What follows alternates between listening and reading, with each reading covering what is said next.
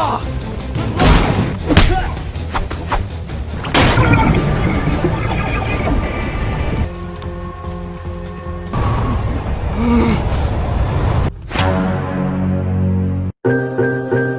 viewer, dimanapun Anda berada, saya doakan Anda sehat, berkah umur, lancar rezekinya.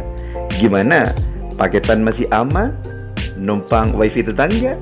Kayak Mimin dong, pakai VPN. Kali ini Kang Yudi akan membahas rekap film yang dibintangi oleh Kang Jason Statham dengan judul Mechanic. Tanpa basa-basi, langsung saja cek diskon dan intro.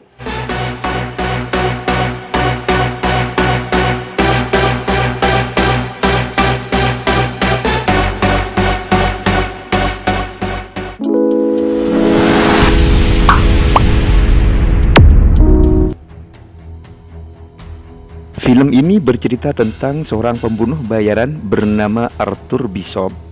Di awal cerita, ia mendapatkan tugas membunuh bos kartel narkoboy.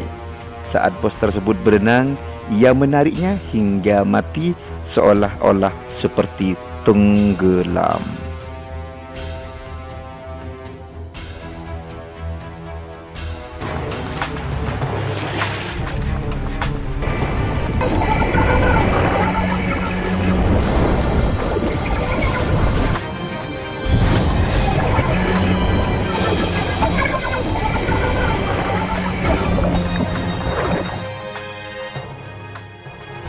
Setelah berhasil membunuhnya, ia menyelinap ke ruang belakang sembari mengganti pakaian. Dengan memanfaatkan keributan, ia berhasil keluar dengan cara melompat ke sungai dan gandol ke perahu yang sedang lewat. Hebat!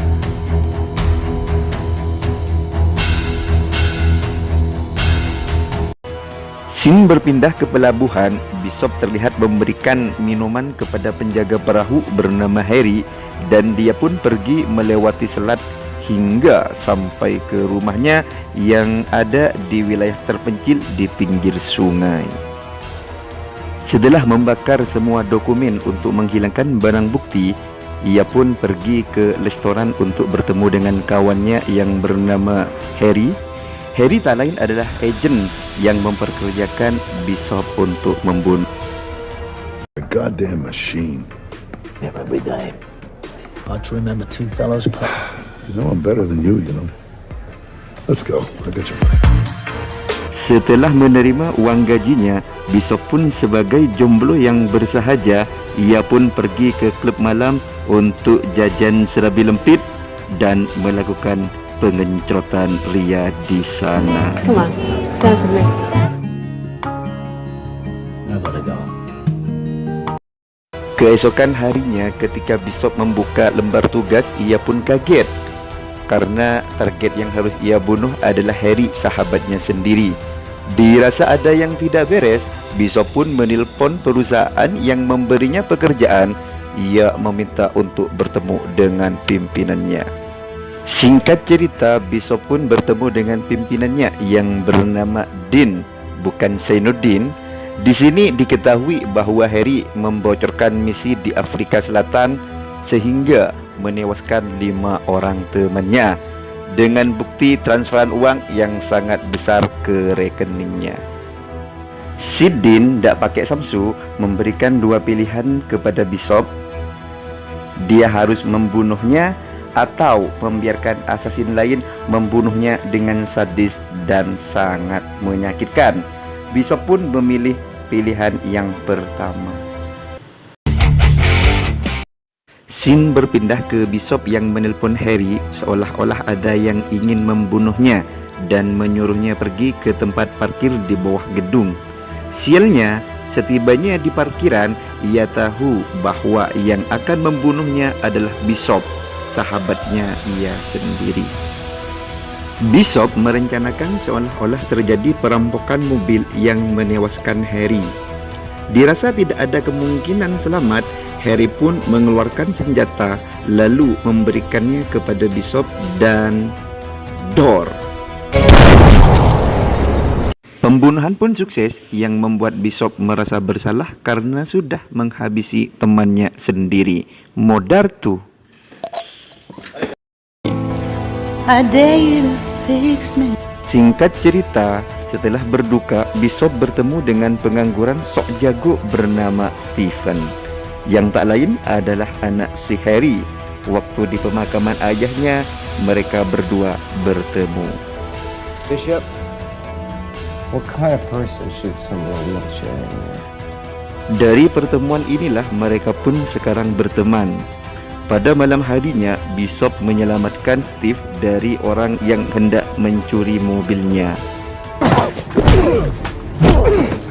I'm relieving you of your automobile, motherfucker. Hey, bad move. Tidak singkat cerita, Steve menemui Bishop untuk meminta pekerjaan. Awalnya Bishop menolak, namun karena merasa bersalah sudah menghabisi ayahnya, ia pun mempekerjakannya sebagai pembunuh bayaran atau assassin. Untuk misi pertamanya, Steve diberi tugas berkunjung ke kafe sambil membawa anak anjing setiap jamnya.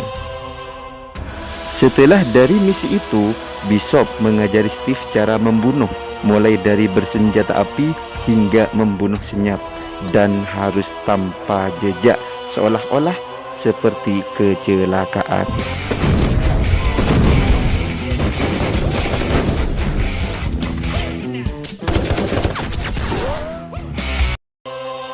Setelah berlatih, Bishop mengajak Stephen untuk melihat misi terbarunya, yaitu membunuh penjual senjata ilegal. Mereka datang dengan berpura-pura membeli senjata. Setibanya di sana, lagi-lagi Bishop membunuh targetnya dengan cepat tanpa ada jejak.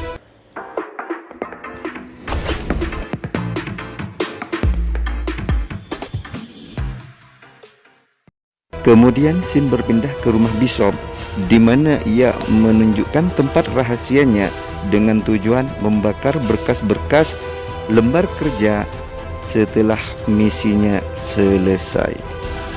Setelah menyelesaikan latihannya, Bishop menyuruh Steve untuk membunuh seorang pembunuh bayaran dari kelompok lain.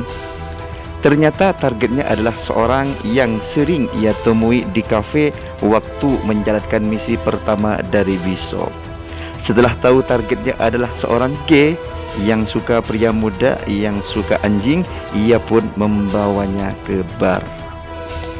Setelah minum-minum di bar, Steve diperintahkan membunuh dengan racun sianida yang dituangkan ke dalam minumannya. Namun bodohnya, karena ingin dinilai hebat seperti Bishop, ia datang ke rumahnya untuk membunuh dengan tangannya sendiri.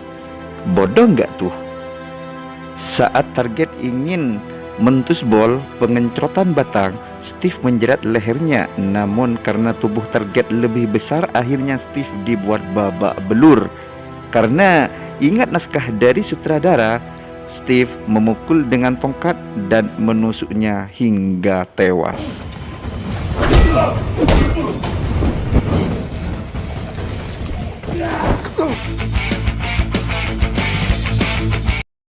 Singkat cerita, Bishop dan Steve mendapatkan misi untuk membunuh nabi palsu bernama Purnomo.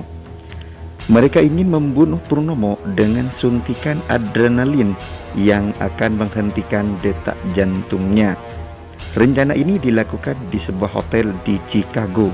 Mereka memasang kamera untuk melacak dan sampai masuk ke ventilasi udara untuk masuk agar tidak terdeteksi oleh anggota dari si nabi palsu.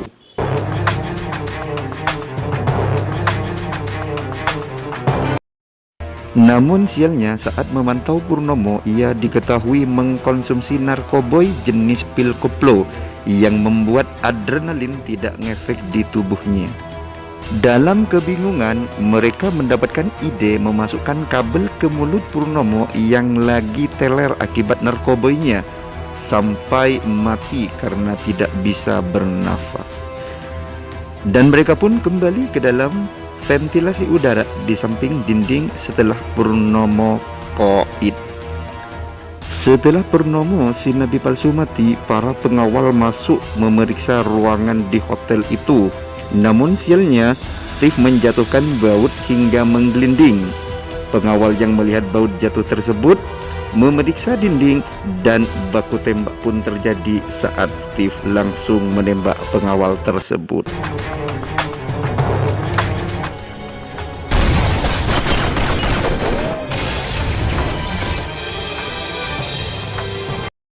Kejar-kejaran pun terjadi, namun dengan skill asasinnya mereka bisa mengalahkan pengawal Purnomo satu persatu.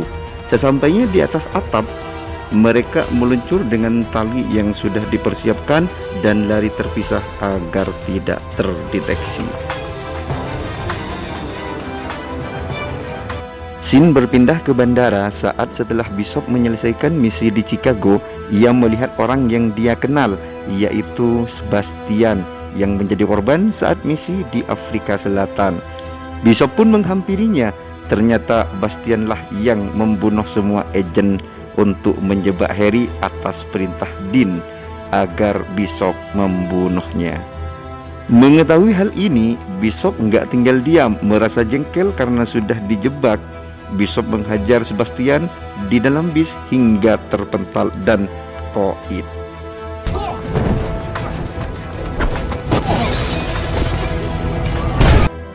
Setelah membunuh Sebastian, Bishop menuju ke rumahnya. Namun saat di dermaga, dia dikeroyok anak buah Dean. Dengan keahlian kuli Jawa, Bishop berhasil membunuh mereka, namun penjaga perahunya tewas terbunuh oleh anggota Dean. Berpindah ke rumah Bishop yang mana Steve sudah disandra anak buah Dean dan menunggu kedatangan Bishop. Namun dengan arahan sutradara, di sofa ada pistol, lalu Steve langsung mengambil dan membunuh mereka semua. I'll be there in 5. Mengetahui mereka sedang diburu, Bishop ingin membunuh Dean atasannya dan menyuruh Steve mengumpulkan senjata. Tapi sialnya, saat mengumpulkan senjata, Steve pun menemukan senjata ayahnya dan mengetahui Bishoplah yang telah membunuh ayahnya. Setelah itu mereka berangkat menemui Finn, asisten Dean, dan mengancam menghancurkan tangan anaknya jika tidak memberitahu di mana Dean berada. Dari scene ini akhirnya mereka mengetahui di mana posisi Dean berada.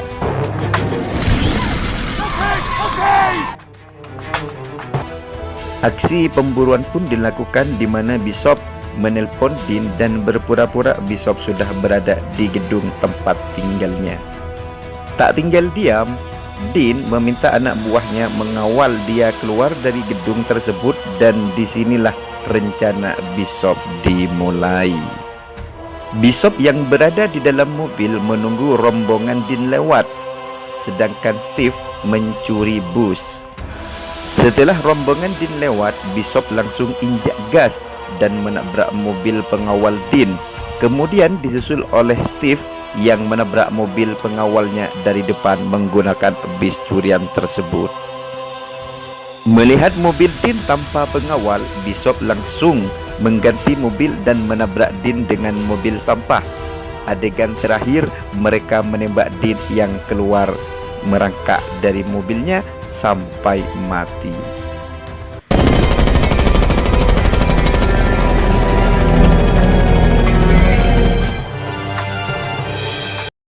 Scene berpindah kembali ke Bishop dan Steve yang berkendara dalam mobil untuk kembali ke rumahnya sembari berdiskusi untuk menghilang dan mencari pekerjaan baru.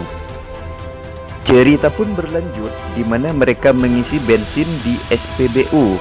Steve keluar untuk mengisi bensin mobilnya, namun ternyata saat mengisi ia sengaja menumpahkan bensin tersebut dan dari kejauhan Steve menembak mobilnya hingga meledak.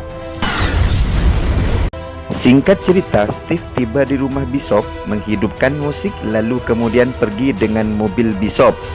Di tengah perjalanan, Steve menemukan surat yang bertuliskan, "Jika kamu membaca ini, maka kamu akan mati," tertanda Bishop. Dan mobil pun meledak. Disusul rumah yang tersulut api dari alat musik juga ikut meledak. Flashback kembali ke pom bensin. Di saat polisi putar rekaman CCTV, terdapat rekaman bahwa Bishop berhasil kabur dengan cara melompat sebelum mobilnya meledak. Dan film ini ditutup dengan Bishop yang pergi dari pom menggunakan mobil Ranger.